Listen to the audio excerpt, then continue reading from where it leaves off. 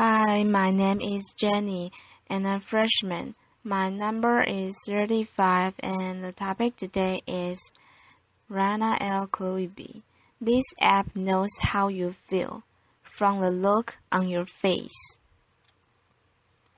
Our emotions influence every aspect of our life, from our health and how we learn, to how we do business and make decisions, big ones and small.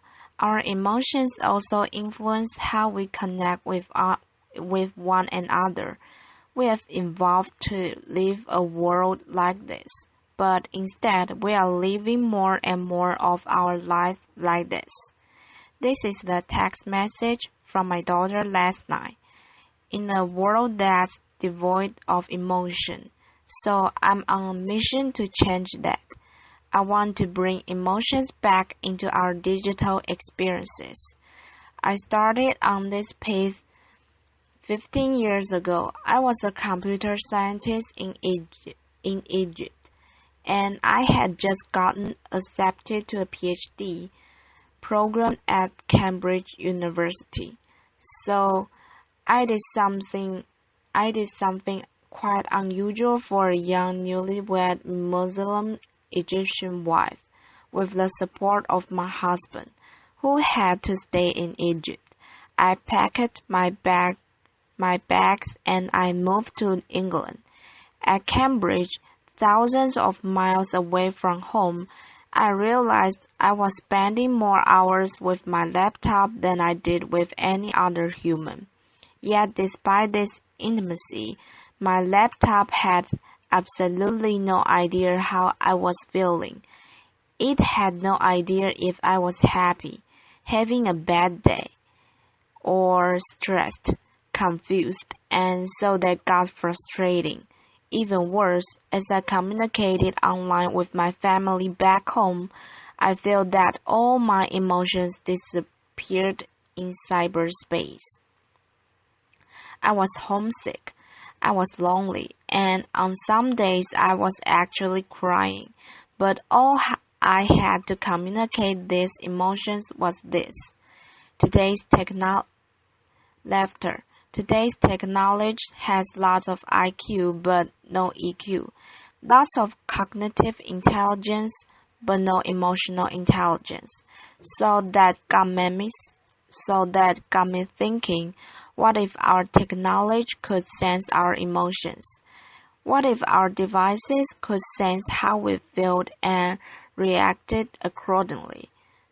So, just the way an emotionally intelligent friend would. Those questions led me and my team to create technologies that can read and respond to our emotions. And our starting point was the human face. So, our human face happens to one of the most powerful channels that we all use to communicate social and emotional states. Everything from enjoyment, surprise, empathy, and curiosity. In emotion science, we call each facial muscle movement an action unit. So, for example, action until 12. It's not a Hollywood blockbuster. It is actually a lip corner pull, which is the main component of a smile. Try it, everybody. Let's get some smiles going on. Another example is action unit 4. It's the brow furrow. It's when you draw your eyebrows together and you create all these textures and wrinkles. We don't like them, but it's a strong indicator of a negative emotion. So we have about 45 of these action units, and they combine to express hundreds of emotions. Teaching a computer to read these factual emotions is hard, because these action units, they have big face. So they are subtle, and they're combined in many different ways. So take, for example, the smile and the smirk, they look somewhat similar, but they mean very different things. Laughter. So the smile is positive. A smirk is often negative. Sometimes a smirk can make you become famous. But seriously, it's important for a computer to be able to tell the difference between the two expressions. So, how do we do that? We give our algorithms tens of thousands of examples of people we know to be smiling from different ethnicities, ages, genders, and we do the same for smirks. And then, using deep learning, the algorithm looks for all these textures and wrinkles and shape changes on our face and basically learns that all smiles have common characteristics. All smirks have subtly different characteristics. And the next time it sees a new face, it essentially learns that this face has the same characteristics of a smile. And it says, aha, I recognize this. This is a smile expression. So the best way to demonstrate how this technology works is to try the live demo. So I need a volunteer, preferably somebody with a face. Laughter. Chloe is going to be our volunteer today. So over the past 5 years, we have moved from being a research project at MIT to a company where my team has worked really hard to make this technology work, as we like to say, in the wild. And we've also shrunk it so that the core emotion engine works on any mobile device with a camera, like this iPad. So let's give this a try.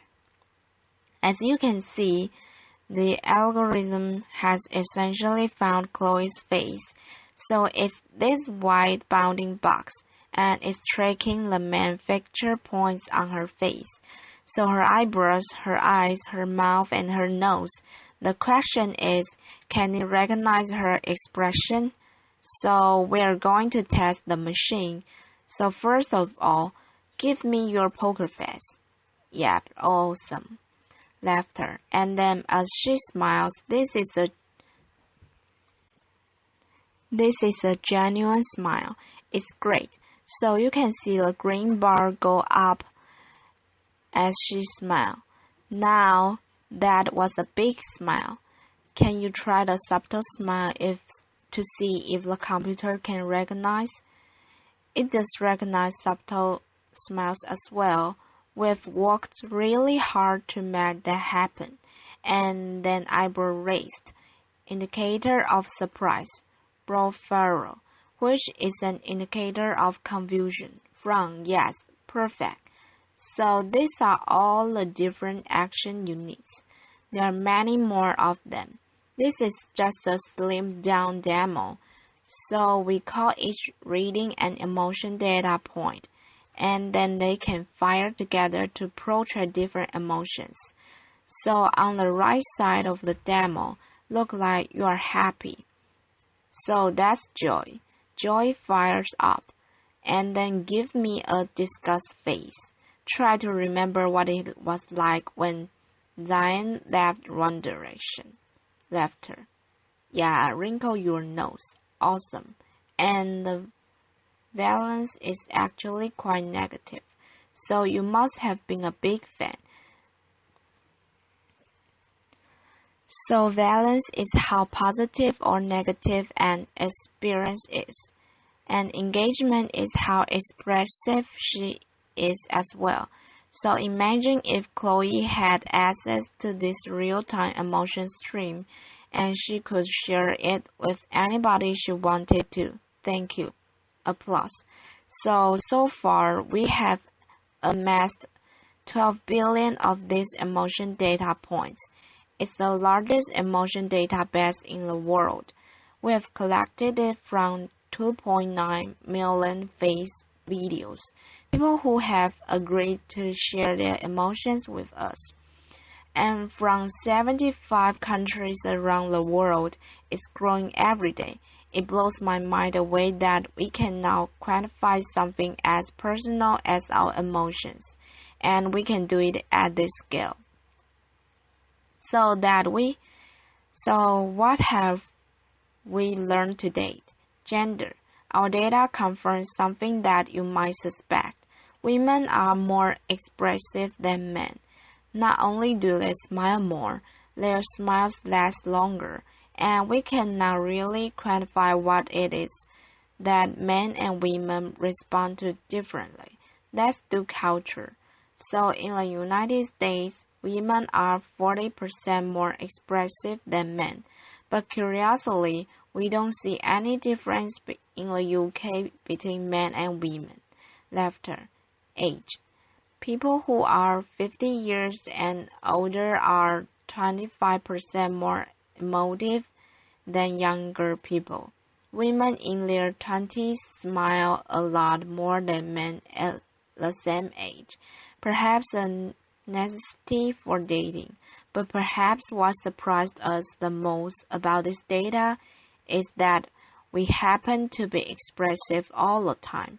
Even when we are sitting in front of our devices alone, it's not just when we are watching cat videos on Facebook. We're expressive when we're emailing, texting, shopping online, or even doing our taxes. Where is this data used today? In understanding how we engage with media, so understanding virality and voting behavior, and also empowering or emotion-enabling technology. And I want to share some examples that are especially close to my heart.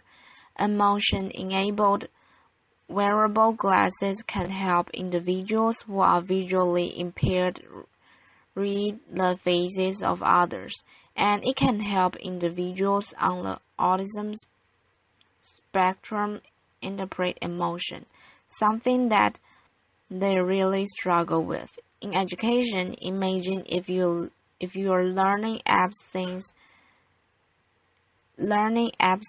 that you're confused and slow down, or that you're bored, so it's sped up, just like a great teacher would in a classroom. What if your wristwatch tracked your mood, or your car sensed that you're tired, or perhaps your fridge knows that you're stressed, so it's auto-locks to prevent you from binge eating? Laughter. I would like that, yeah. What if when I was in Cambridge, I had access to my real-time emotion stream, and I could share that with my family back home in a very natural way, just like I would if we were all in the same room together. I think 5 years down in the line, all our devices are going to have an emotion chip, and we won't remember what it was like when we couldn't just frown at our device and our device would say, you didn't like that, did you? Our biggest challenge is that there are so many applications of this technology. My team and I realized that we can't build them all ourselves. So we have made this technology available so that other developers can get building and get creative. We recognize that there are potential risks and potential for abuse, but personally, having spent many years doing this, I believe that the benefits to humanity from having emotionally intelligent technology far outweigh the potential for misuse. And I invite you all to be part of the conversation.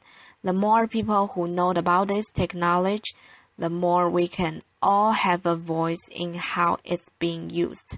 So as more and more of our lives become digital, we are fighting a losing battle, trying to curb our usage of devices in order to reclaim our emotions. So what I'm trying to do instead is to bring emotions into our technology and make our technology more responsive. So I want those devices that have separated us to bring us back together. And by humanizing technology, we have this golden opportunity to reimagine how we connect with machines and therefore how we, as human beings, connect with one another. Thank you. Applause.